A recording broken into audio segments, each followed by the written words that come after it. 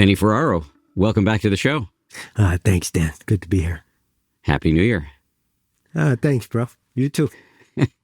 We're recording this far in advance of New Year's, so that's a bit of artifice if that Vinny is going along with very kindly. All right, well, Vinny, let me start with a question that is not artificial at all, which is, what would you say to a skeptic who questions why there's any value in spending a ton of time thinking about the fact that we're going to die, especially at the start of a new year? I don't know if you ever saw the movie, The Counselor. Did you ever see that? It's got that Fassbender guy in it and Ruben Blades. Ever see that? It's called the Counselor? The Counselor, yeah. Counselor. There's a moment in it. It wasn't, even Brad Pitt's in it and a few other people. Anyway, there's a moment that he's talking to his mentor and he's in this life and death situation. He's like, would you please tell me what to do? And the mentor is very relaxed and he goes, I would urge you to see the truth of the situation you're in. And there's something about that just lands in my heart because we're all in this situation. We're surrounded by life and death. It's one of the reasons I moved to the country. Every day we see this cycle of living and dying, especially, just coming through the fall, right? Everything is dying, right? So we're all in this chapter, this season, we could say, of just looking at life and death, if we're honest about what we're seeing in this world. So we can deny it all we want.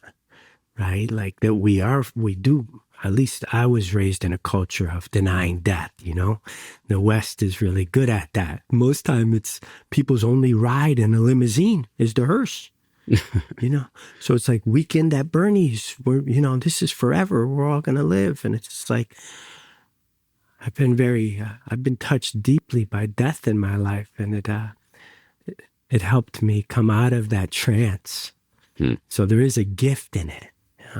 I have a million questions, but I just want to clarify the movie, which I now I'm going to watch probably tonight, is Consular. Consular. Counselor.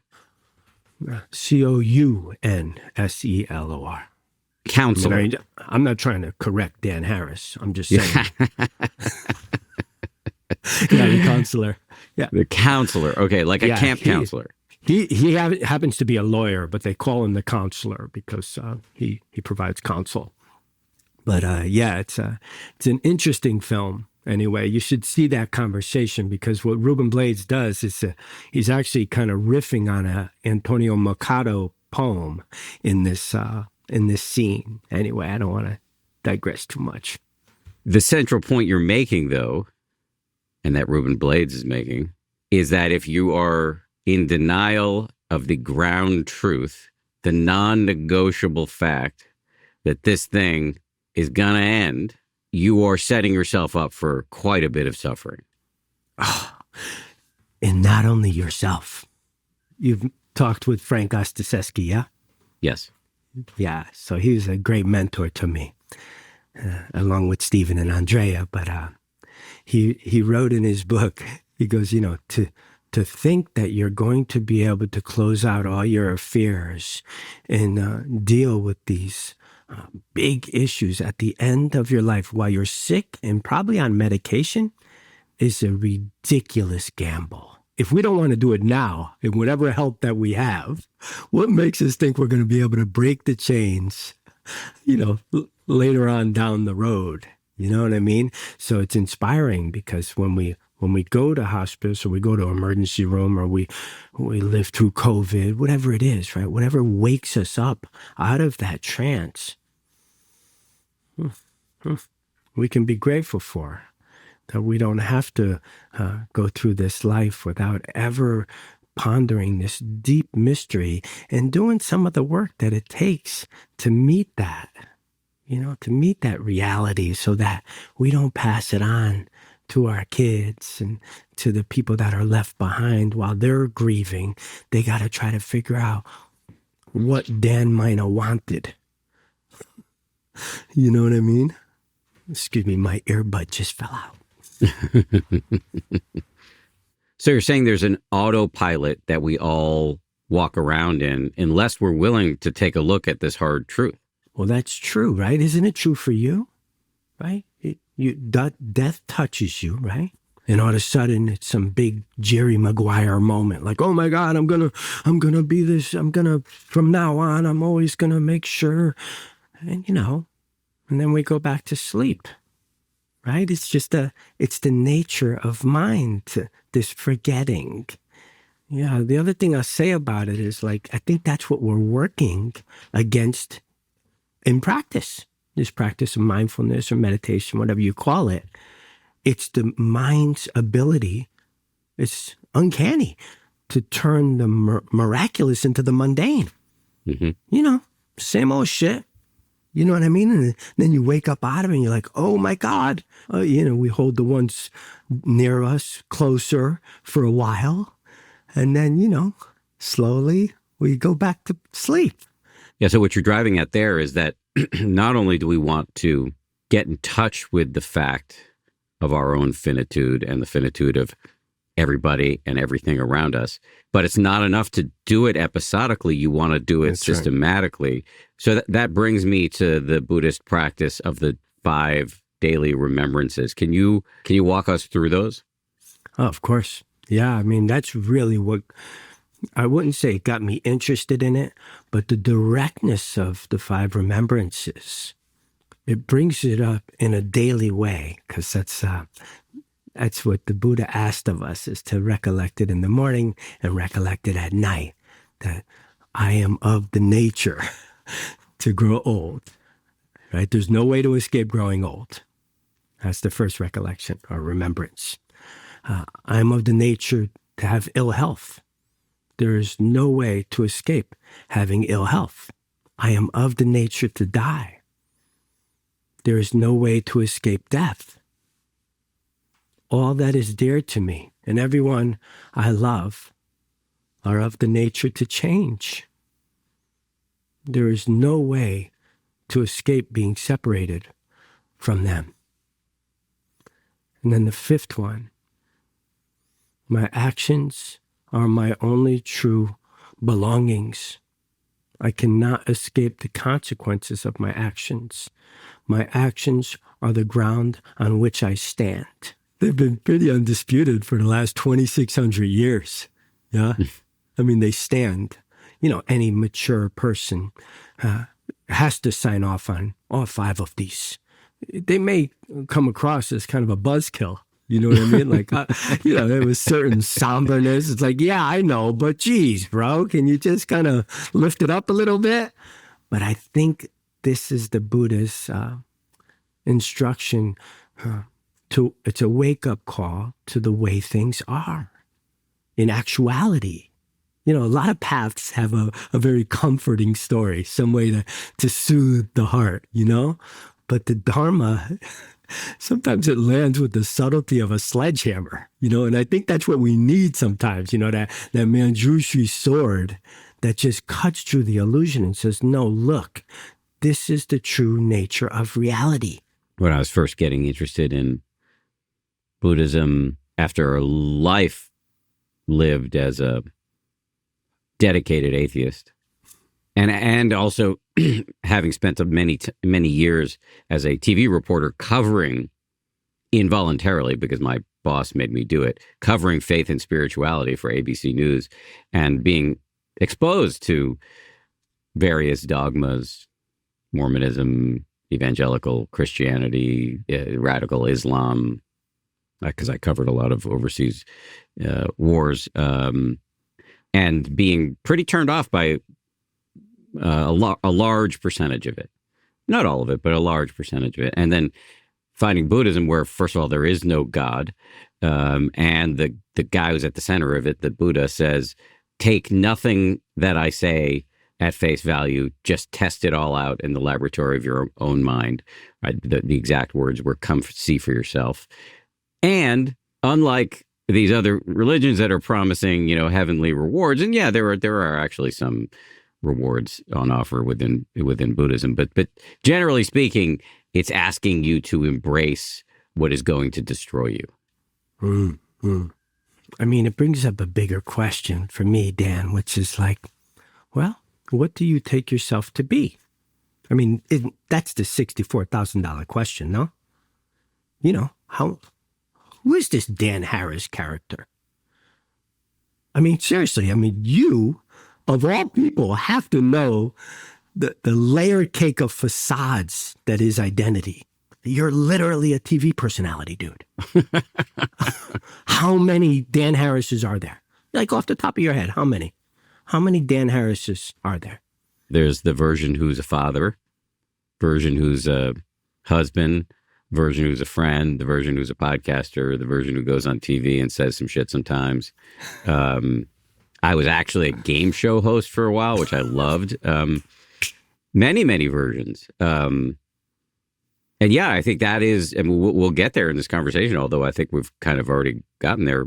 One of the liberating insights, and it doesn't sound liberating at first, but one of the liberating insights ultimately of talking about death is that who's dying anyway.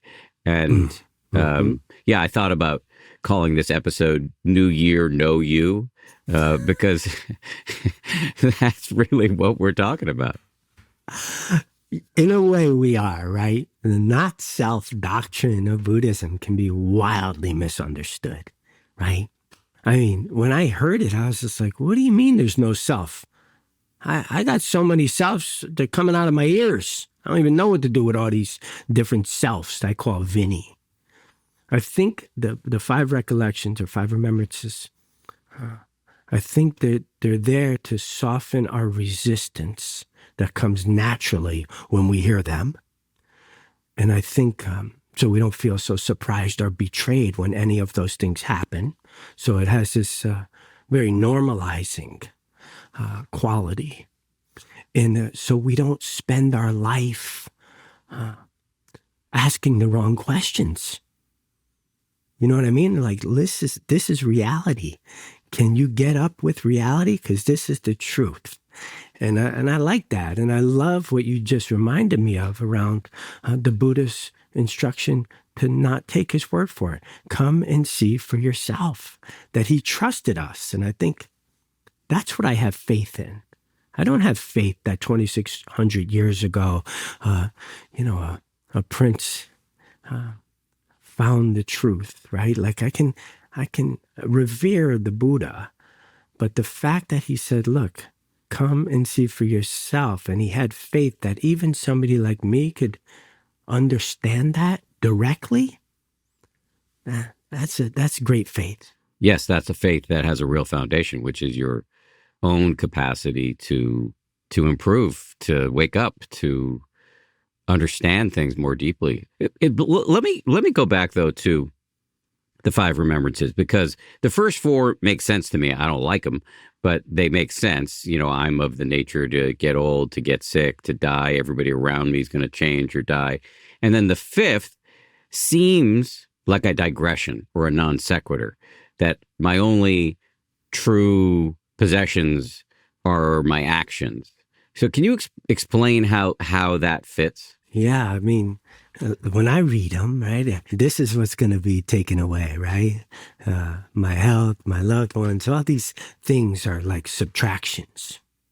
And then he goes, well, and what's left, right? So the last one is what's left, which is like, actually, how you do this moment matters.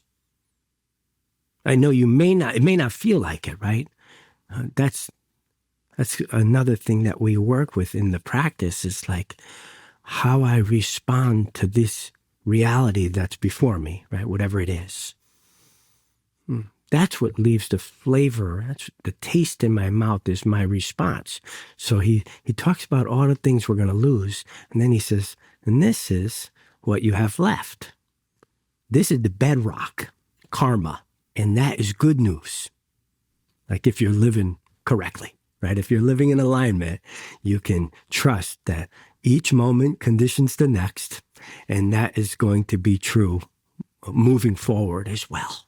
So I love that last one because it's most people receive the doctrine of karma as some sort of payback, some sort of vendetta, some cosmic scorekeeper. But really, when I read it, I see it as the light of the world is karma. That everything is everything is born out of causes and conditions. It's not just chaos. Well, but let me press you on this, and I'm kind of playing skeptic when I'm not really that skeptical. But how you called it good news, but how is it good news that all that's left is our karma, the compounding interest of our prior actions? How is that good news when we're still going to fucking die? I think I find it empowering in some way, right? When you ask me that question,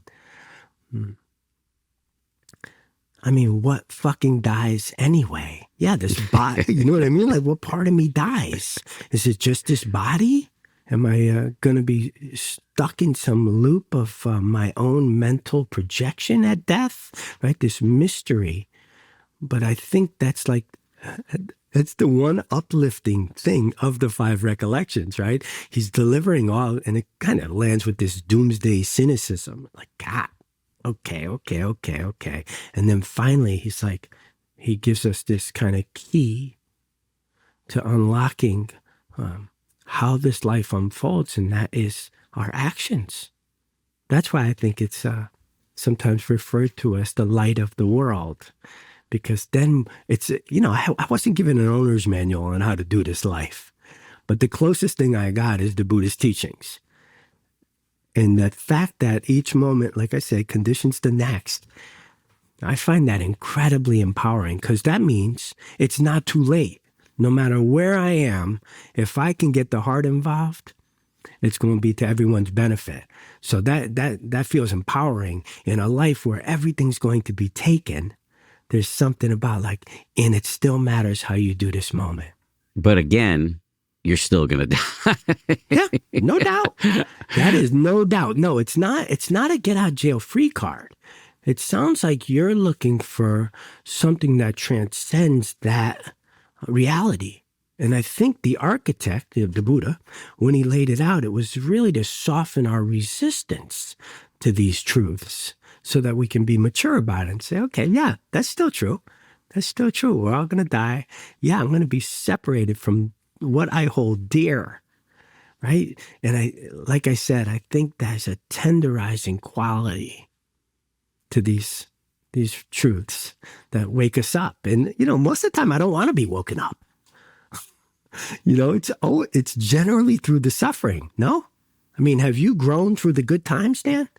Is that when you look back on your life?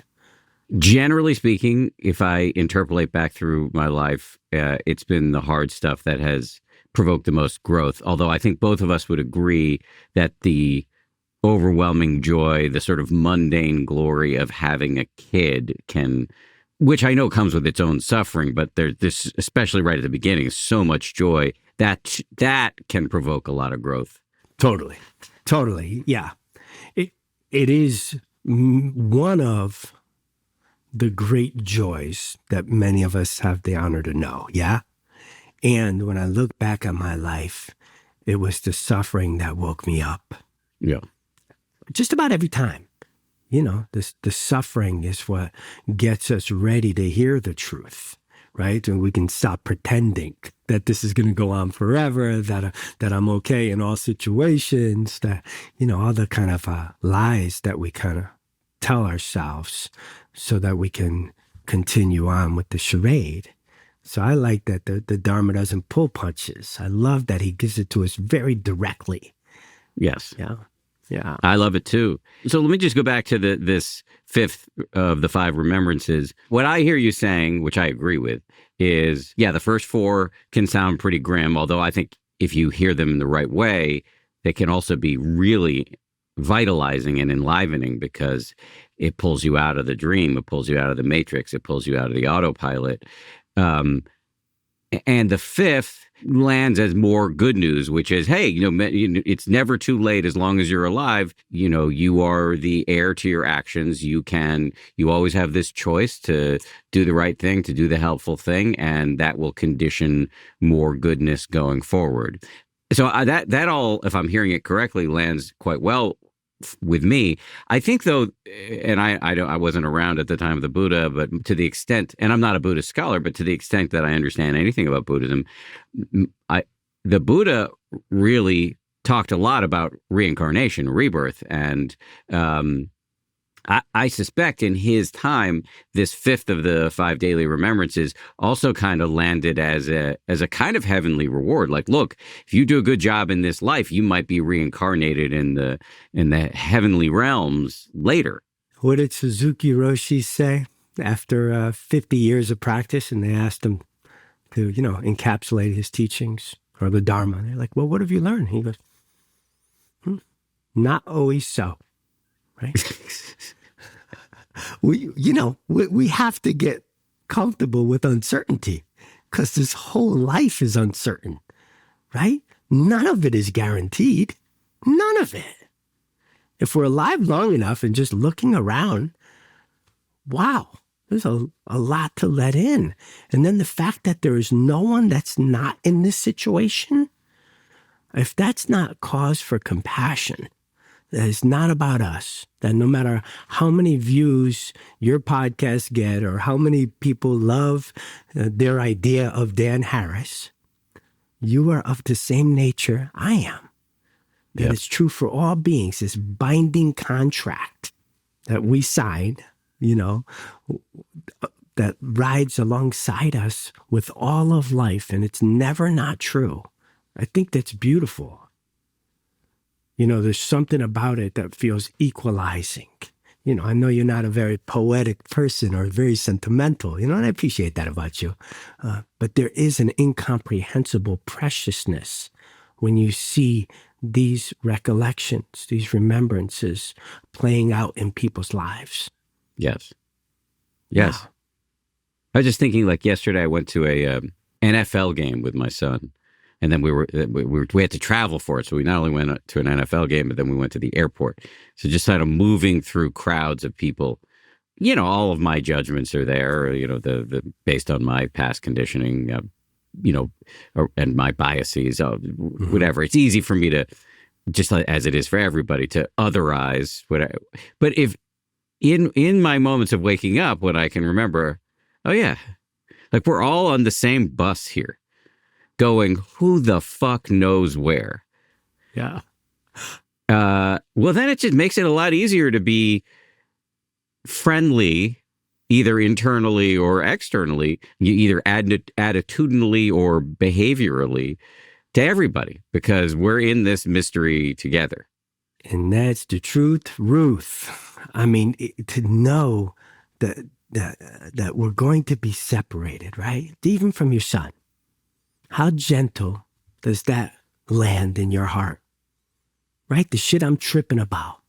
That's what it wakes me up out of. It's like, what have I been focused on here? So sometimes it's a little bit of sadness, because like, holy shit, I've wasted years trying to figure out what the fuck is wrong with people. Why are people so stupid? Right? And it's like, yo, bro, check it out, dude.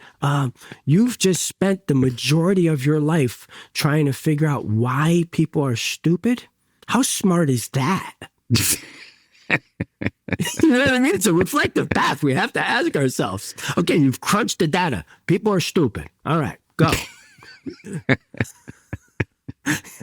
So I like the tenderness that it delivers, how much more respectful, compassionate, present we might be with the ones dear to us and the people that we don't even know. Somebody gave me the finger yesterday because I might have slowed him down by about a second in traffic.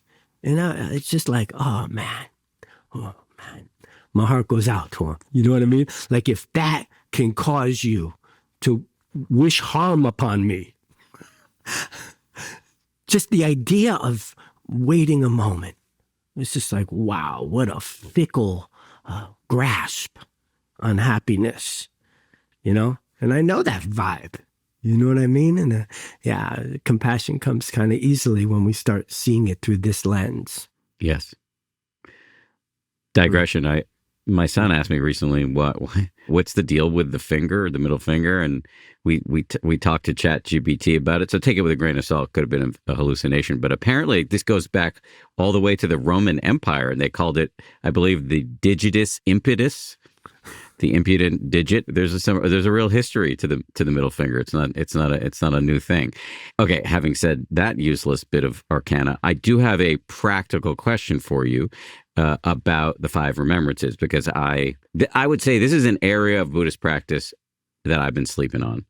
I mean, I'm aware of the five remembrances, but I don't bring them to mind as much as I now feel compelled to do. And so that's my practical question for you. How do we get in the habit? You said the Buddha recommended we contemplate these first thing in the morning and the last thing before we go to bed. Like, well, do we print it out on a card? Do we get it tattooed on our forearm? Like, what's the move here? Yeah, that's a very personal question, right? For each person to figure out, how do I infuse my time? How do I infuse my perspective? Right? So I like having things printed and putting them up. You know what I mean? I like those kind of reminders, right? I've covered my entire body with reminders of my true nature. Tattoos. He has a lot of tattoos, just so. Because I forget. I forget a lot. Even my house, there's beautiful tankas and imageries of deities. And it's like, oh, right. I got to keep remembering, right? Even my wife, my son, the people dear to me, they're also reminders of my own goodness, you know? So whatever we have to do to have that deeply infused, my conditioning, because my conditioning is quite otherwise, right? My conditioning is, I'm an aversive type, you know that suffering. I'm more of a greed type, actually. I don't know, bro. I think you're averse and you don't even want to admit that. See what I'm saying? I'm just thinking about how much I like, or how much I used to like drugs, or, food, sense pleasure, Yeah. I mean, I have aversion in me too. Just by the way, for the uninitiated, in Buddhist circles, there are these three root poisons, the three things that tend to mess us up as humans: greed or desire, hatred or aversion, delusion or confusion. And a parlor game that Buddhists like to play is like, what type are you? Like, what's your predominant mode? Are you an aversive type? Are you a greed type? Are you a deluded type? And I absolutely have aversion, but I think primarily I'm a greed type. Although, your diagnosis of me seems like maybe I'm off. Maybe I'm deluded. That's right. I don't know, man. It's our little Briggs-Meyer. You know what I mean? That's exactly. our version of the Briggs-Myers test, And sometimes they talk about it like, well, you walk in a room and like, wow, I really like this rug. You know what I mean? I would love to have a rug like this. And then it's like, oh, you might be a greed type. And then the aversive type, like myself, might walk in and be like, yeah, but it really, I don't know, kind of clashes with the curtains. You know what I mean? And then the deluded type is like, what rug? You know what I mean? Like, just kind of like, just kind of not really completely here. Practically speaking, you have a lot of tattoos. I have one tattoo. I got a little acronym, FTB OAB, for the benefit of all beings, which has been very, very helpful for me, just to have that right next to my watch to remind me, all right, yeah, okay, I might be obsessing about how many downloads we have on this podcast or how my latest Instagram post did, but like, what's the real job here? The 5 daily remembrances, that strikes me as like is it one of your tattoos? Would you recommend it? I'm not saying everybody should listen to us about body art, but where are you on this personally? Yeah, I do not have a tattoo of the 5 remembrances, but my whole back is a piece that really bows to this idea that the Buddha put forth, which is that conditions don't cause suffering. Phew. What a radical concept. I'm still trying to let it in, because when conditions arise that are wildly unfavorable, I have to remember that it's my response. What am I going to do with it? We often talk as Buddhists about not wasting the suffering. Don't waste any of the suffering. Because every time we're suffering, it's an indicator to look a little closer, to see, what have I not been seeing? Where am I running game down on myself, right? And I just want to say, to be explicit about it, I don't think every time we're suffering, it's because of our delusion or greed or even ill will. I don't believe that. And that's one of the gifts the Buddha gave us. He said, look, this whole thing, there's suffering here, okay? I'm talking about the other 90% that is mostly manufactured and almost imaginary, that we do have sway over, right? Some of it just comes with the territory, and that's what I love, that he normalized that. Okay, there's suffering. Not that you're fucking this thing up. It's just there's suffering here. And then there's a whole bunch of suffering, secondary suffering that we can do. Tremendous amount about how we're perceiving reality, the self, what is I, me, and mine. You got quite moved when you talked about how conditions don't cause suffering. And you have this, I can't see it because you've got a shirt on, but you've got a big tattoo you've referenced on your back that really goes right to that point. I'm just curious, how do you operationalize that insight in your life? That's a good question, bro. You're a good interviewer. Thank you. You know, I've been very lucky, Dan. I've been very lucky to have teachers that were interested in being of service, right? You know, Stephen and Andrea, and then Frank Ostaseski, these people that were just like, okay, where are we going to work? Oh, we're going to work in prisons and we're going to work at the end of life. Why? Oh, because those people, they don't have the luxury of pretending anymore, right? They're serious about freedom, about awakening, about what the fuck is actually most important. And so, you know, as I walk through those worlds, I'm reminded constantly of the amazing things I've seen. I wish I could just bring you in there with me, Dan. And one time where I used to do these daylongs with the kids in juvenile hall. And they would let me take the kids with guards to this little retreat center so I could just get them out of there for the day. And we would do all these exercises. And usually by the end of the day, actually every time, the guards would kind of bend the rules for us. Because the ocean was only 5, 10, 15 minutes from us. And I'd say, look, man, you know, these kids been in this building for years. Can we just go look at the ocean? Just to be in touch with something so boundless. And so they would do it for us, you know. And so, you know, they're very attentive. And if we have 12 kids and we're getting back in the vans and there's only 11, I'm like, holy shit, man. Oh, man, come on, bro. Don't do this to me, man. This is going to fuck everything up. And, you know, I start just jogging. And I come to this bend and on the ocean. And he comes running, you know, back to me. And I was like, oh, man, thank God. Go in the van. And I just wanted to walk around the corner to see, what was he doing? You know what I mean? And I see in the sand, being washed away by the water already, huge. I'm free. You know, for that moment, he knew of freedom. I just feel like I have 10,000 moments like that of being lucky enough to watch someone, to be with someone that's discovering that freedom amidst crazy conditions. We could still be free. And that's heartening to me. That's touching to me. And I've seen it in, you know, in hospitals, in hospice, in prisons, and as I'm walking down the streets of San Francisco, you know, I see that is possible. That's not some pipe dream of religion that's just trying to like placate me. That it could be right here and right now. It doesn't mean that everything changes, Dan. It doesn't mean that my mom passes and I'm happy. But there's a freedom from always having to be happy. Right? Isn't that a great freedom? And if we don't saddle conditions with that. Like you have to constantly make me happy. I mean, that's pathological, man. I mean, can you imagine that? You're on the altar with your wife and you're like, look, I'm going to stay as long as you make me happy. That would be a short marriage, bro. Right? Okay, so I can see the vast power of not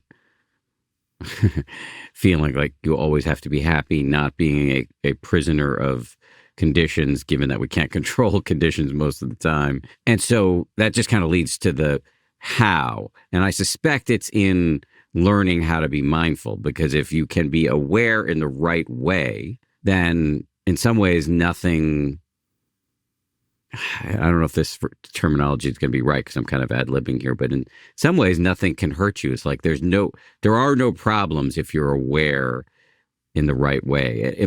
Am I close to describing what you're pointing at? Yeah, you are. You're close, right? And we're always close, right? We can wake up to this prison of preferences. And it's like, I ask myself, I don't know, many times a day, bro, is this worth suffering over? Some things are, right? Some things are actually worth suffering over, but actually not that many, right? So I can find myself in this contraction of just like the tense, the resistance. It's very natural. Even somebody giving me the finger yesterday, right? It's just like, there's a tightening and then a softening. And in that moment, I can taste freedom, that he doesn't have sway over me, nor does his finger, right? That actually what he did was there was a little bit of compassion, because I have no idea. Maybe he's going to see his kid in the hospital. I have no idea what that person's holding, but I know the pain of aggression. So it's like, oh man, bro, I hope your day gets better, dude. If this is all you need to get you off center, bro, may you be well. You know what I mean? Meditation is not just a quick fix. It is a practice to change all parts of your life, and you don't have to be perfect. You just have to show up. The Happier Meditation app meets you where you are, so you can realize more than you thought possible with a flexible approach that grows with you and wisdom from some of the world's most insightful teachers. Happier helps you get more out of meditation so you can give more to every part of your life. Go to happierapp.com and start meditating in a way that truly fits you. Let's say a little bit more about this class, 1 Year to Live. Some of the other exercises you do during the class I think are worth discussing, because they're ones that these are mental exercises anybody listening can do right now. So let's see if we can get through some of them. The first one on my list is life review. What is that? That's really one of the biggest, right? Because what we want to do in some way, which is Stephen and Andrea's advice to us, is like, what would it be like to close out all our accounts? Just make peace with our relationships. So when I look back on my life and I see the 1,000 relationships, or let's put it more bite-sized. Let's say the 10 most meaningful relationships to me. When I look back, what's the felt sense of that looking? It might be gratitude because I love this person and they've given me a piece of their heart, whatever it is, right? So it might be gratitude, but there might be some forgiveness. Right? Maybe for myself, maybe for them, maybe for both of us. Sometimes it's a mix. So the life review asks us to take these relationships into account and say, what is needed here? And what would be a deep, low bow that says, if we never speak again, what do I want you to know? And so many times that opens up conversations that have been dormant for decades, right? Because, there's a line in Stephen's book, and I think it might be on the back cover or something. It always stuck with me. And he said, because you never know when the last year of your life begins, right? You just don't know, right? None of us get to know that. So there's like this inspiration to say, take care of your relationships. So the life review though it sounds daunting, we do it over the course of months. And I don't know, the year to live, maybe this will be my 16th time going through it. And I got to say that I'm continuing to unpack the gift that Stephen and Andrea gave us. And when I see people doing it, it brings up these conversations, Dan, of like, well, what am I going to do with this body? What do you want me to do? You want me to sign a DNR? Do I want to be hanging out with tubes in my throat? Like, we get to decide instead of making them guess, right? So this is part of the year to live. I know I'm jumping ahead, but when I think about it, my favorite part of these courses are the people. If people show up, and all of a sudden, they don't know what this year is going to hold for them. Sometimes they get a diagnosis while they're in the class. They weren't sick in January, but by March, they have a prognosis. Some people won't make it the year. And there's something like incredibly precious about that time. And we get to do it together, right? You can buy the books, just many books. Frank's book, The 5 Invitations, Sally Tisdale, right? The Advice for Future Corpses, and Year to Live, right? All of these books give very, very beautiful ways to explore this topic. And it's a great place to start. And having the support of a community to look at that for a year, because it takes a lot of resolution and dedication to continue with a topic like this that it's a great taboo. Nobody wants to talk about it. Maybe it won't exist if I don't talk about it, right? So there's something about being able to do it in community, and because no matter what I tell people about, like, wow, this is not you. This is not I, me, or mine. Any of these concepts, when we hear other people talking about it, we understand ourselves in a different way. Like, holy shit, most of this is just my conditioning. I have all of these ideas about death, but I don't know for myself. I know what I've inherited from my culture, from my family, from, everything we're swimming in here, but I don't know it for myself. And that's I think that is a worthy place for our attention. Yeah, DJ Kashmir, who's our executive producer, has done the course and raves about it. And hopefully this conversation is a nice dose of the wisdom that will be transformative even at this level. But let me just go back to life review for a second. Can you say exactly what it is? What it looks like, boots on the ground. We sit down, and some people write it, some people speak it into their phone, right? We set an intention to spend time going through our lives and completing those relationships as if they weren't going to continue in perpetuity, because they're not. So how do we make peace in our hearts? So I like to write, so I could write it down and say, okay, here's my pops. Oh, here's my mom. Yeah, she's been dead 40 years, but this is how my heart feels, right? Oh, here's my wife. Here's my son. What do I want them to know, right? And so this idea that we're going to offer some piece of our heart to it. So, like I said, it might be forgiveness. It might be gratitude. It might be equanimity, that there was nothing that I could do, right? Whatever feeling, we want to kind of be with it and just let it sit in our system and say, okay, is something needed here? Should I reach out to Dan? Maybe. Sometimes. A lot of times it doesn't have anything to do with other people in terms of I need to tell them something. Sometimes it does, sometimes it doesn't. Like forgiveness itself, right? Sometimes it calls for action outside of this realm, and I have to reach out and take some responsibility for something. But many times it's just like, can I be with this feeling and offer from my heart what I can to feel like it's complete? So maybe over the course of, I do maybe once a week, but we do it for a couple, 2, 3 months, and it deepens. So I might, like an onion, yeah, I might think about my pops and be like, nah, we're good, bro. We're good. I've forgiven, and I have gratitude for him, and I wish him well. Cool. And then as the months, it deepens. We're like, oh, actually, there's more to it. There's a little rock in my shoe. Okay, what do I really need to say? And that way we don't waste this time, because right now we're alive. We can communicate, we can reassure, we can forgive, we can tell people what they've meant to us. Soon, that will not be the case.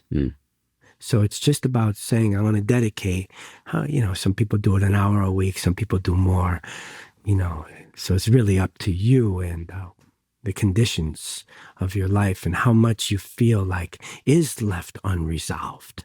Another of the practices is called housekeeping. What's that all about? Yeah, the housekeeping is the 100 other things that it takes to die. The advanced medical directive, the durable power of attorney, the what are you going to do with this body? What are you going to do with your body, Dan? Actually, my wife and I went through a 9-month training at the New York Zen Center for Contemplative Care, and where we trained to be hospice volunteers and did a lot of the work that I think is probably also done in the Year to Live course. And so we made some decisions, and I have now forgotten what those decisions were. I'm gonna hold a seat for you, bro. I got a seat for you and your sweetheart. You know what I mean? But it's good because, we don't want to leave this to people that have to guess. And they're all bereft, right? Or they're dealing with, some sudden hospital visit, and they can't communicate with you. And now siblings are fighting. And it's just like such an injustice to the people that love us to not have done this work because it's uncomfortable. It's like, uncomfortable? What do you want to leave for the people around us? And I allow me to digress. I don't think guilt should be the motivating factor. It has to do with love. It has to have something to do with love. So, we've all inherited lots from the people, from our predecessors. Yeah? What did you inherit, Dan? Culturally, or, emotionally even. So much.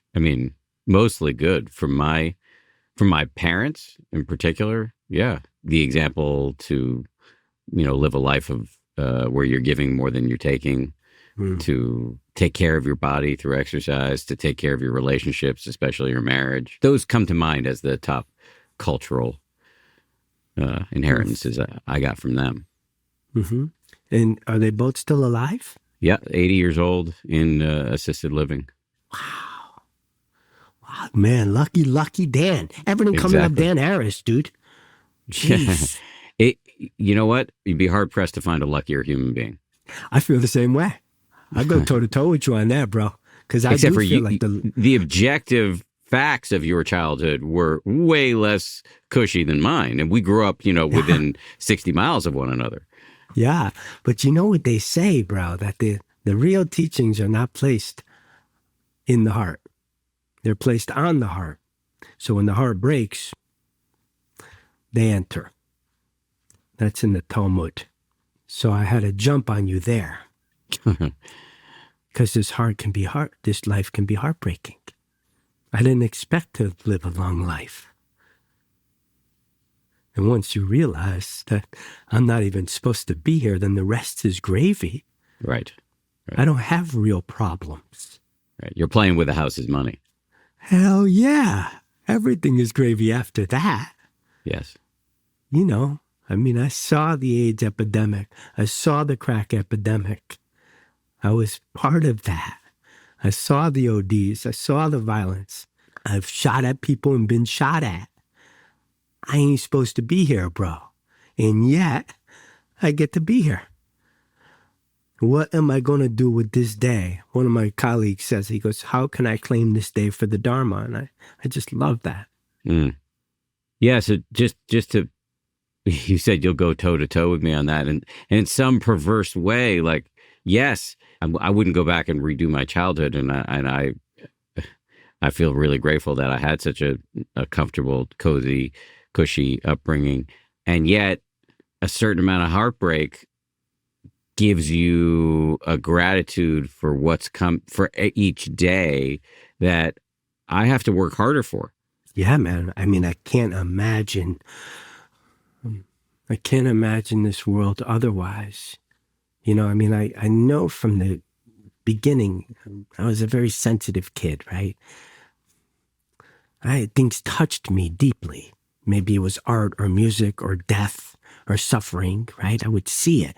Even as a kid, I saw suffering, and it used to just break my heart, you know, because I was surrounded by it. I was like, wow. And I just couldn't understand how people could go on, right? Like I saw a callousness in the world that I didn't have that luxury. I just felt like, I felt deeply impacted by my life and by suffering in particular. And I think it really got me ready. It got me, it primed me and sent me running into the arms of the Dharma, we could say, trying to find out how to accommodate so much heartbreak. And I think, you know, all drugs are painkillers. You know what I mean? And so, you know, we could check out in 1,000 different ways. It could be eating, it could be sex, it could be success. You know, lots of gold stars, bro. I can't imagine how many gold stars you got. You know what I mean? Like you've been super successful. Yeah. You know? And when I look at people, I'm like, oh wow, like maybe they're very good looking, or maybe they're very fit. It's like, wow, man. All of these things. One of my friends used to say, because she's very beautiful, and people would always say something to her about, oh my God, I love your smile. And she's like, basically they're saying, congratulations on your face. Because that has nothing to do with me. Yeah, she's good, you know? But as we get older, right, I can see it. You know, the bags under my eyes. I'm slower to get up in the morning, right? Like all of these ways that change is actually happening all the time. What do we do with this aging, you know? I was always the young one. Now I'm kind of like older dude. And there's another thing when you were talking, I remembered the year to live for me, it's not just about this body. It's not just about the life review. It's also about like, well, what part of me needs to die? You know, there's so many kinds of deaths, right? The death of the body, the big one, yeah? But there's marriages or relationships that die, right? There's like the grief that happens naturally if we change jobs and all of a sudden we're surrounded by all different people. You just change platforms. That had to die. Whatever that was, I was like, all right, deep low bow. Okay. And I think that there's moments in every life where we wake up and we realize, oh, I'm full of shit. Right? Like, you know, it could be connected to a relationship or a vegetarianism or a church, or it's like, oh my God, I'm living a lie. And so then we wake up out of that, right? And we begin a new life. So when you talk about reincarnation, it seems like there's been a lot of chapters to this Vinny Ferraro character. So I don't know what happens, you know what I mean? Like in the big reincarnation game, but we keep coming back to this, you know, each moment conditions the next, so we can see the rebirth in every moment. I want to go back to something you said about, you know, you notice the bags under your eyes. It's a little slower in the morning for you. And this is my interpretation, so please correct me if I'm wrong. But while the Dharma encourages us to get intimate with our mortality, what it's not saying is let yourself go, don't exercise, don't take care of the body. You know, we and this is such a delicate thing because we live in an era where, especially among men, there's all this emphasis on biohacking, which is just body dysmorphism under a sexier name. But there's also like kind of a healthy part of it, where people are getting fit and I can feel it in myself. Like I like to be fit, and I can sometimes, and I think there's a healthy part of that, and then there's the unhealthy part where I'm comparing myself to other people or wanting to change specific areas of the body. You said this is a very complex realm, but on the simplest possible level, the 5 remembrances are not nudging us toward a steady diet of pound cake until we die. Accurate. Okay. Yeah, that's the 5th one again, right? The 5th one is saying, yeah, all these things are true, and it still freaking matters. It still matters how you do this thing. Okay. Right? Okay. That's why I say it's like the saving grace. It doesn't push us toward nihilism. It's just like, yo, this is the truth. This is what you have influence over. And the other 4 are what you don't have influence over. So it's not telling us not to love them because they're going to leave. It doesn't say, hey, don't get a beloved, dude, because she's going to be taken. Yeah, so that's what saves us from the nihilistic taste of those first 4. It's like, yeah, this is what we have influence over, and this is what we don't. And, we don't like to be with uncertainty. I mean, when the fuck does the ego ever want to admit it has no idea what's going on? Really? I mean, seriously, think about it. We talk about death, and it's this big mystery. Nobody knows. And it's just like, you know what? Yeah. I'm going to clean these sneakers a little bit. You know what I mean? It's like anything but that, right? Because we don't want to be with uncertainty. We see it all the time. People running from uncertainty. They would even rather have bad news than no news. Yeah. Right? But don't you think, though, I mean, I have to imagine you agree with this, that actually starting to train the mind to marinate in the mystery, to live in the uncertainty. Wow, shit, I'm going to die. Like this is all ending. This is ending soon. It's what is it that the specials say, that one of my favorite ska bands, enjoy yourself. It's later than you think. Like that actually, that feels good in a perverse way. Like you can train your mind to like stop cleaning the sneakers and sit in the awe and wonder of, I'm going to die. Yeah, it's very fascinating. I mean, I'm honored, right, that I get to be a part of these groups. And one of the groups that I facilitate within the Here to Live is a prognosis group, right? And these are people, it's not a theory, right? There's that famous exchange where somebody walks into hospice and they're seeing their friend and it's, how's it feel to know that you're dying? And the person responds, how does it feel to pretend that you're not? You know what I mean? So there's this a wake-up call that gets us in touch with what's most important here. You know, when all else falls away, what the fuck am I doing with this life? Even when I'm suffering, this perspective wakes me up out of my suffering.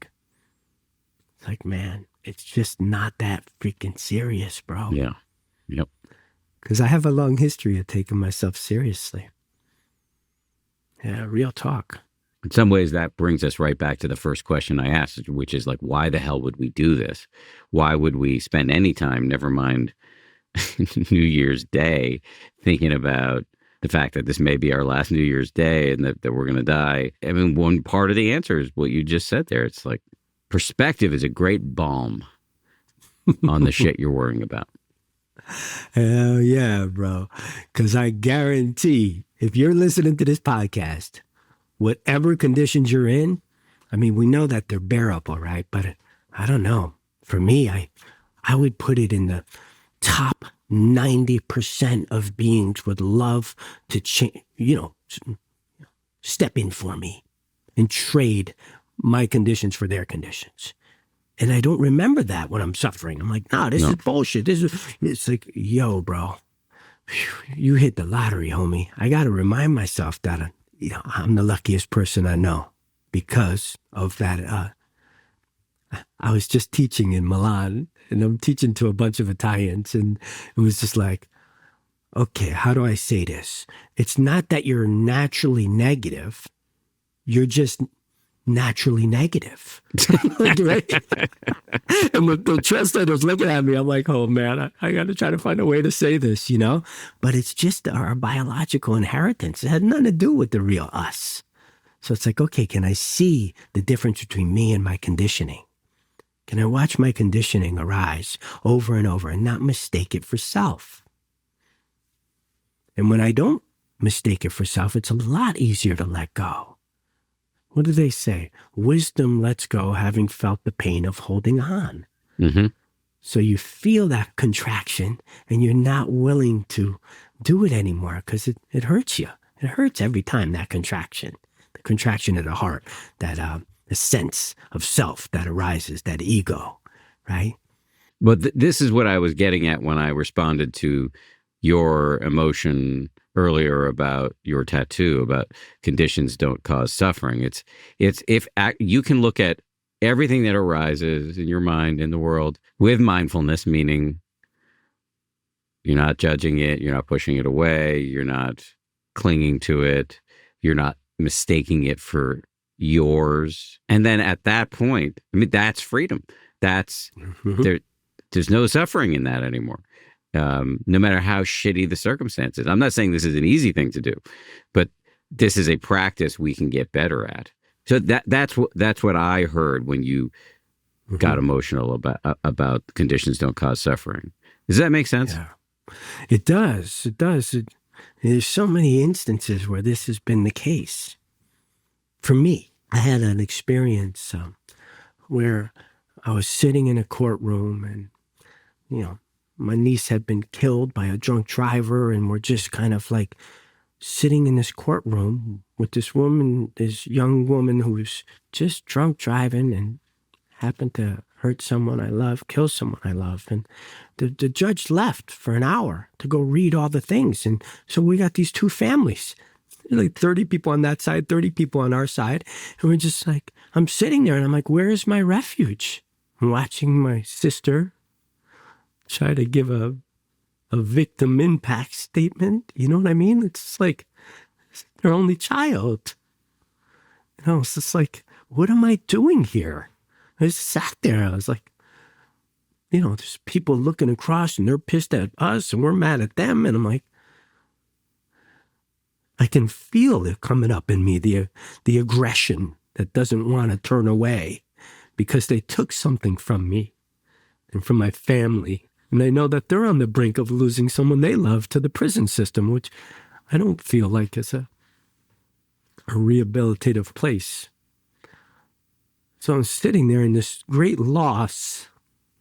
And once I understood that there's no winners here, there's nobody going to walk out smiling and high-fiving, that we're all in a similar situation. And then I could tenderize and just feel like, okay, can I send compassion to every person in this room? Because we're all in this. These conditions have come together. And what am I doing there? How can I not have anybody outside my heart in this wild situation, this heartbreaking situation? And I found that compassion. I'm so sorry to hear about your niece. When did this happen? Yeah. It was actually 3 years ago last week, so it's been in my mind, you know.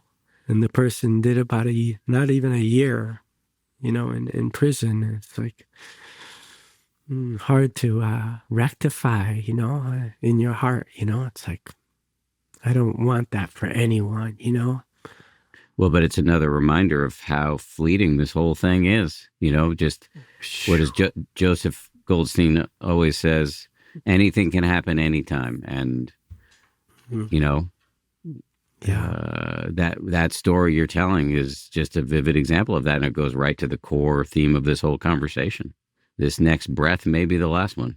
I mean, really, man, how many full moons do you think you got left, dude? Exactly. How many summers? Like, what was I focused on?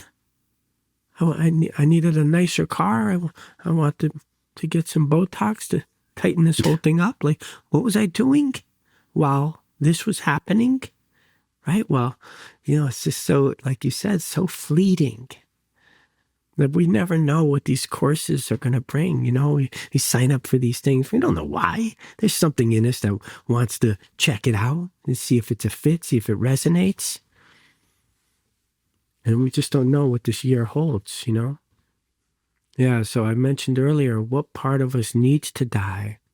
What part of, maybe some part of my personality, some behavior that's not serving me anymore. There's lots of kinds of death. And I love that I can do this course, 16 years and still be finding things in it for me.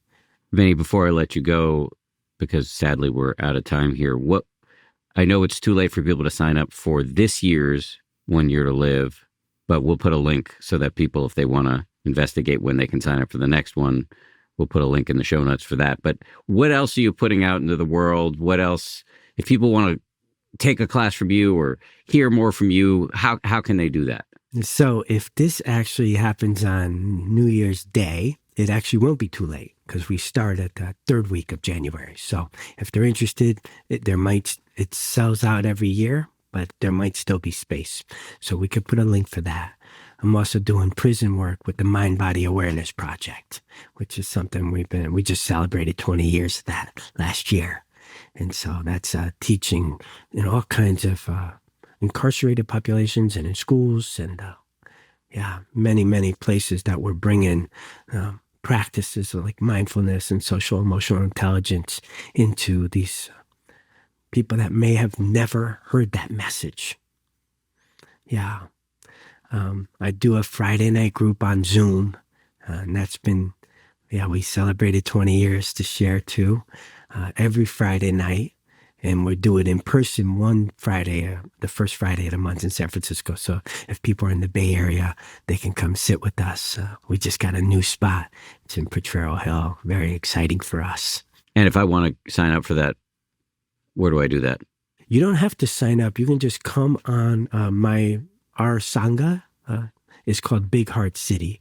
And so if you just get on the Big Heart City meditation page, there's a Zoom link for the Friday night, and there's recordings now for the last few years since we've been doing it online. Right, that only happened because of COVID.